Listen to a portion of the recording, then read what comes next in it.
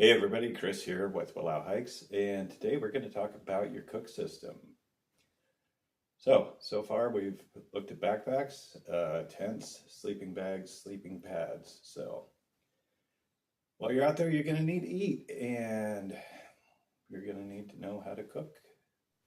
So you've got a sleep system, you've got a shelter, and preparing food, that's going to be something that you're going to have to think about. And generally that means having some kind of a cook system. There are a lot of good reasons to have a cook system. Now, yeah, you can just eat stuff that you don't have to cook or heat up. That's possible.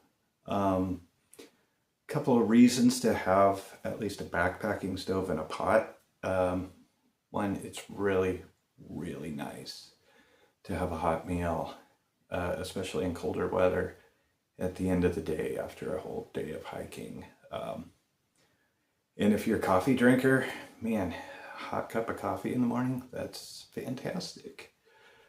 And on a practical note, if your water filter fails for some reason and you don't have a backup, you can boil water and that's going to make it safe. So having a way to boil water, that's pretty important.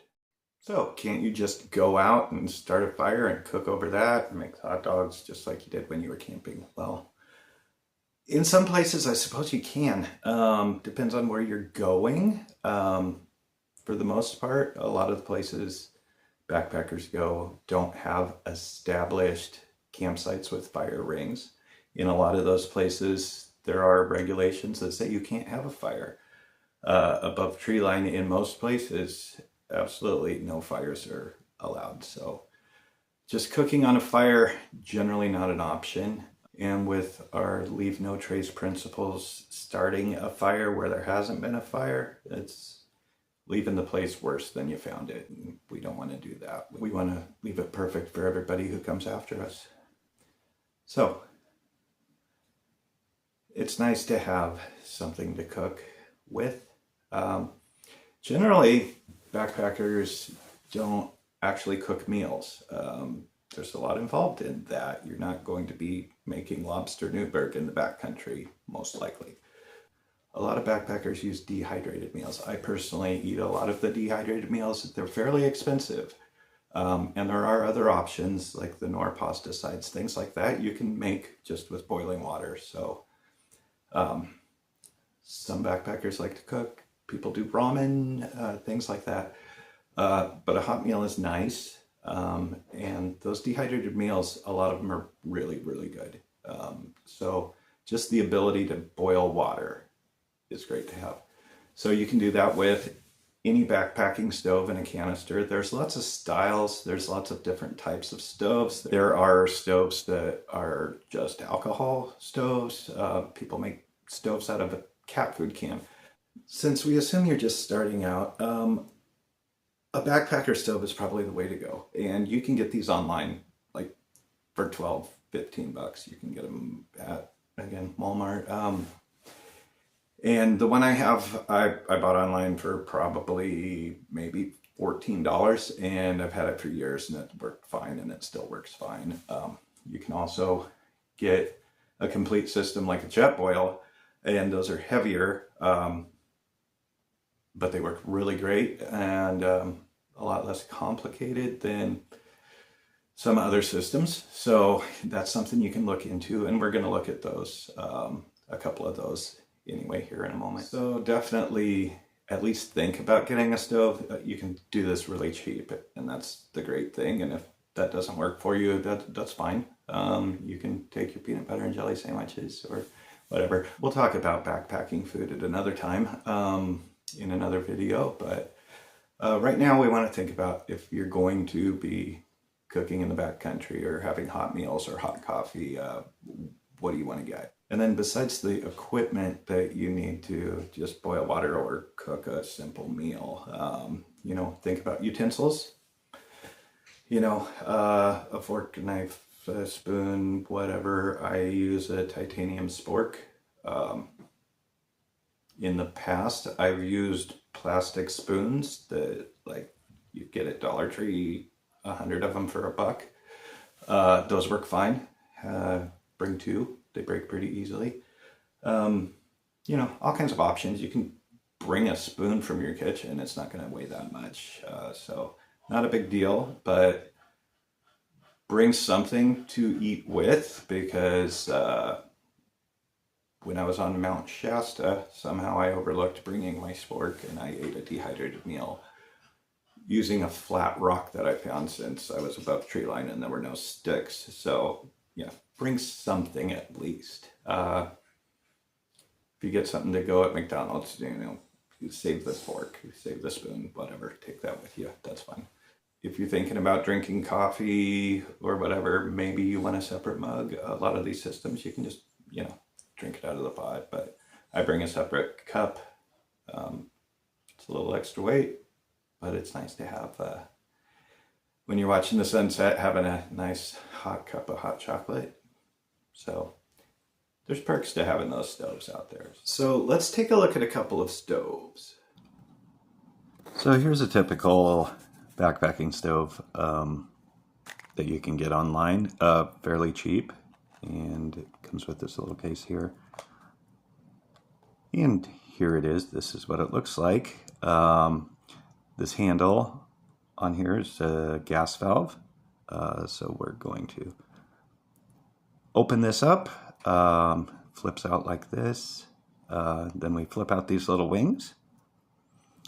And this is going to go with fuel canister. Okay, this kind of canister has threads. These go on here. So these two pieces, we're going to screw this on until it all goes together. Okay, so then splayed out, and we're together here. This particular model has this igniter switch, which is really helpful. We're going to turn this to open and close the valve. All right, and we want to turn that off. It's important to know which way is off. Make sure that this is snug and that it's off, or else it'll go like that. So righty-tighty, lefty-loosey. That one wasn't snug, and so we want to make sure those pieces are all tight. Anyway, that's the system. And then it's ready for this pot to go on the top, and that's how we're going to boil water or cook on this particular stove.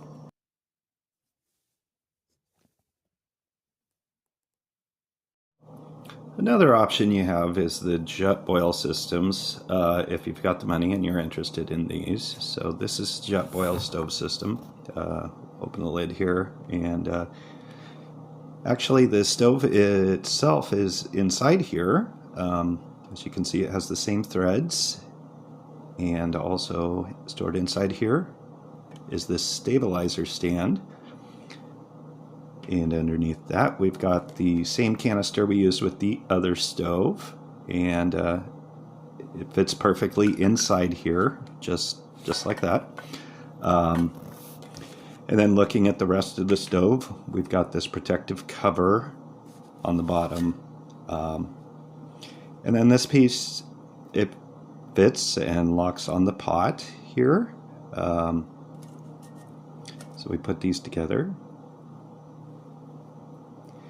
And now that's secure. And it also clicks right off. Now, setting up the stabilizer, if you choose to use this, some people don't, it just folds out, goes on the ground, and then you place your canister on top of that. Keeps it a little more stable, so it won't tip over, hopefully. And then we're going to screw on the stove. And you just might struggle a little bit with this because you have to make sure that you're matching up the threads. So once you do that, you can see it spins easily. We get that together, and now it's secure. From there, so you can see the Pot goes on, and you just have to find the little right spot there for where it locks, and now it's very stable. Um, and from there we put on the lid, and this is going to be an alternative to the first stove you looked at. So this is the Jetboil system.